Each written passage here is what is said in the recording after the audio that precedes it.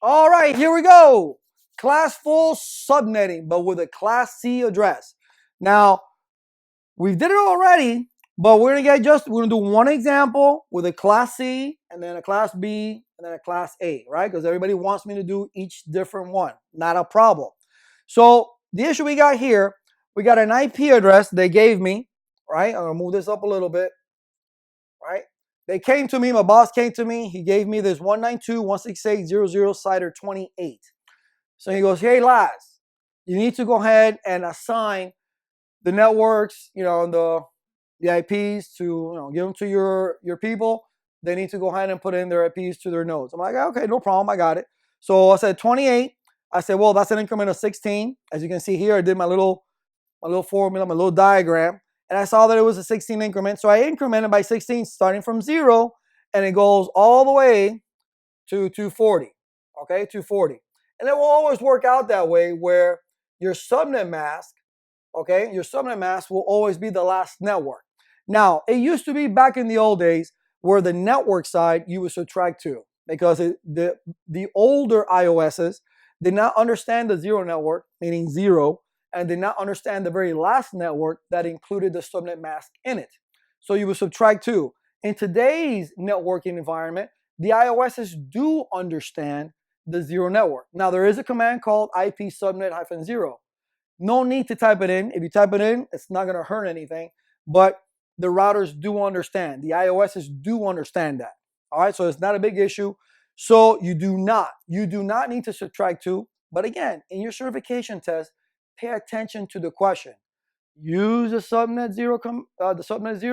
Don't use the subnet 0. So if you use subnet 0, all networks are good to go. If you do not use subnet 0, then you got to take out 0 and you got to take out the very last network. Okay? All right. So they're giving me this. We're using subnet 0. All right. And I got to start assigning. And I said, listen, hey, Tony over there, you're going to have the 0 network and your CIDR is 28. Yeah, but I don't remember how to. Okay, no problem. I'll give you your broadcast so you'll know what's in between. So then I go, all right, what's 1 less 16? 1 less 16 is 15. So, that's 12. So that means that 1 less 16 is the broadcast for the 0 network, right? It's a little diagonal line going like this. So what's in between? 1 through 14. Okay, cool. We got that. That's Tony's. Now we go to Susie, right? Susie, she's on the 16 network. Okay, so on the 16 network, again, I'll let her know. I said, okay, you go to 32. 1 less 32 is what? 31. 31 is her broadcast.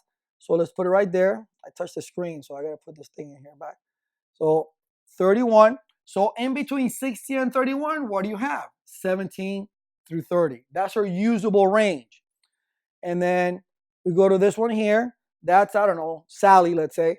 And then we have, she's in the 32 network, but she needs her broadcast. Okay, well, what's 1 less 48? Well, that's going to be 47. So 47 becomes the broadcast address of the 32 network, which then you have 33 to 46. And you can verify this by saying, all right, if I were to add these bit values right here, 15 and 0 is what? 15. 15 and 16 is 31. 15 and 32 is 47. And you can keep going all the way down.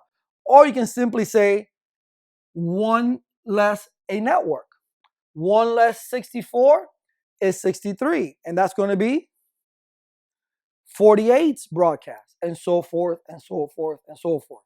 So that makes it that simple. So he knows now that he's got from 49 to 62. So that's a class C, or within a class C using a CIDR 28 mask. That's as simple as it gets, as easy as it gets. Again, the subnet mask is the key. Drawing that line, knowing your increment, and once you increment all the way down, you got it made in the shade. All right? I'll see you in the next one.